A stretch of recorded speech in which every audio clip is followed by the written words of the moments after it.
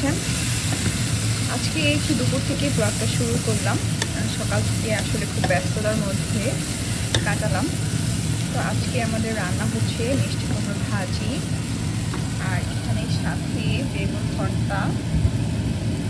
এখানে আছে কালকে আমাদের প্রোগ্রাম ছিল, বাসায় গেস্ট এসেছিল, গরুর মাংস রয়ে গেছে অনেক, হাঁসের মাংস আছে, আর আছে এখানে শুটকি ভর্তা। সবাই খুব পছন্দ করেছে, এটা খুবই মজার একটা শুটকি ভর্তা। সাথে আছে খিচুড়ি। এই পিঠাটাকে কে কী নামে চিনেন আমি সঠিক নামটা জানি না। আমার একটা আপু উনি এটা নিজে মেক করে নিয়ে আসছেন, সুজি দিয়ে বানানো হয়, এটা খুবই মজার, খুবই মজার। এরকম ভর্তা ভাজি হলে ভাত একটু বেশি খাওয়া হয়, তাই না? আমাদের ভাজি ভর্তা বেশি করা হয় না, কারণ এগুলো করতে অনেক সময় লাগে। তো আমাদের ছোটো বাবু রয়েছে, তত সময় আসলে পাওয়া যায় না। আজকে যেহেতু আমাদের বড় কোনো রান্না নেই, যেহেতু কালকের মাংস রয়েছে, শুটকি রয়েছে, খিচুড়ি, সেই জন্য আজকে এগুলো করা। না হলে এগুলো একটু কম করা হয়, বিশেষ করে ভর্তা করতে একটু সময় লাগে। তো অত সময় আসলে হয়ে ওঠে না প্রতিদিন এগুলো করার। একটা দুঃখের জিনিস শেয়ার করি, কালকে আমরা চেষ্টা করেছিলাম ভাপা পিঠা বানানোর জন্য। একদম সব প্রিপারেশন নেওয়া শেষ, গুড়, নারিকেল, দুধ দিয়ে এটা মাখানো হয়েছে, কিন্তু দুঃখের বিষয় আমাদের এখানে ভাপা পিঠা হয় না। আমরা এর আগেও অনেকবার চেষ্টা করেছিলাম, কিন্তু কেন জানি না এই ভাপা পিঠা এখানে হতে চায় না।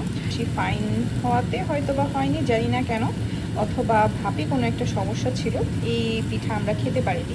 এই গুঁড়িগুলা পানিতে, গরম পানিতে মাখিয়ে আমরা এরকম পিঠার মতো বানিয়ে নিয়েছি, এবং এটা দিয়ে আমরা ব্রেকফাস্ট করেছি। যাই হোক, ভাপা পিঠা না হোক, একটা কিছু তো হলো, এটা দিয়ে আমাদের নাস্তা হয়েছে এবং খেতে ভালোই লাগতেছে। খেতে চেয়েছিলাম ভাপা পিঠা আর হয়নি, শেষ পর্যন্ত এটাই খেতে হলো। যাই হোক, আলহামদুলিল্লাহ। তাও দেশের বাহিরে যারা থাকেন তারা আসলে কোন গুঁড়িটা ব্যবহার করেন ভাপা পিঠা বানানোর জন্য, যদি পারেন একটু কমেন্ট বক্সে জানাবেন। যদি দেশের বাহিরে থেকে কেউ আমার ভিডিওটা দেখে থাকেন, গত বছরও আমরা চেষ্টা করেছিলাম, সফল হয়নি। তো এবছর আমার মা চেষ্টা করেছে, তাও সফল হয়নি। গত বছর আমার শাশুড়ি চেষ্টা করেছিলেন, উনিও সফল হননি। তো আসলে জানি না কোনটা দিয়ে করলে আমরা শেষ পর্যন্ত ভাপা পিঠাই খেতে পারবো। না হয় প্রতিবারই আসলে এই চালের গুঁড়ার ভাগ্যে এরকম কিছুই জোটে। এখানে আমার মিষ্টি কুমড়োর ভাজিটা হয়ে গিয়েছে, আমি একটু ধনেপাতা দিয়ে নিব, ফ্রেশ ধনেপাতা আছে। তো ধনেপাতা দিলে আসলে যে কোনো খাবারেরই গ্রান, টেস্ট সব কিছুই চেঞ্জ হয়ে যায় এবং খেতেও ভালো লাগে। তো এখন এটা সুন্দর একটা স্মেল আসতেছে, এখন এই ভাজিটা খেতে খুবই টেস্টি হবে। কালারটাও মাশাআল্লাহ এত সুন্দর লাগছে। এখানকার মিষ্টি কুমড়োগুলো যতবারই এনেছি আমরা, আসলে খুবই মিষ্টি খেতে।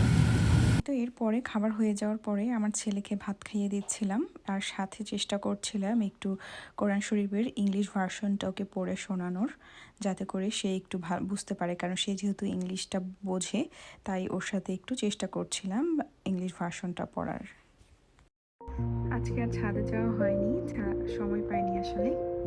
কিন্তু এখন দিনটি শেষ এবং এখান থেকে খুব সুন্দর সূর্যাস্ত দেখা যায়। এখান থেকে দেখুন আকাশটা কি সুন্দর লাগছে।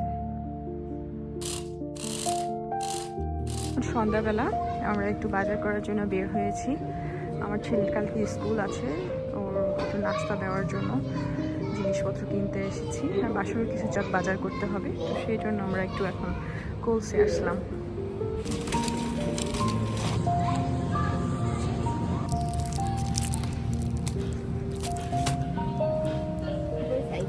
কত?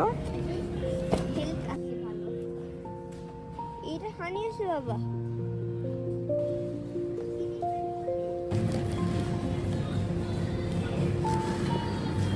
দুইটাই টমেটো, কিন্তু এটার দাম 8 টাকা আর এটার দাম 3.5 টাকা।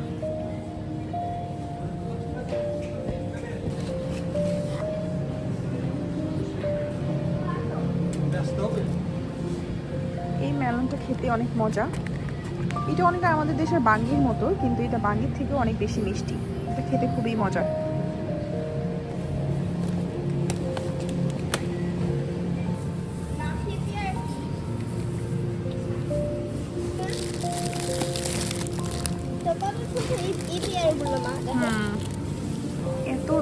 অ্যাপেল, এত ভ্যারাইটি অ্যাপেলের।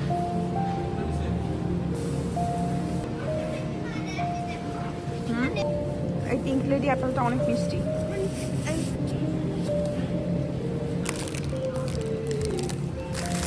এই যে চালেও এখন হাফ প্রাইস চলছে, অলিভ অয়েলে হাফ প্রাইস চলছে। ওকে,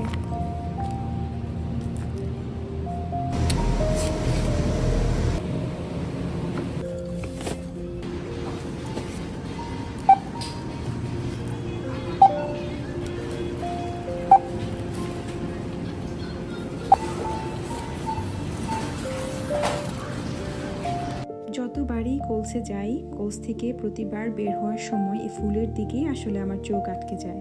এত সুন্দর ফুলগুলো, কিন্তু দুঃখের বিষয় এগুলোতে কোনো গ্রান নেই। এই তো আজকের ব্লগটি এতটুকু পর্যন্তই। সবাই ভালো থাকবেন, সুস্থ থাকবেন। ধন্যবাদ সবাইকে যারা এতক্ষণ আমার ভিডিওটি দেখেছেন।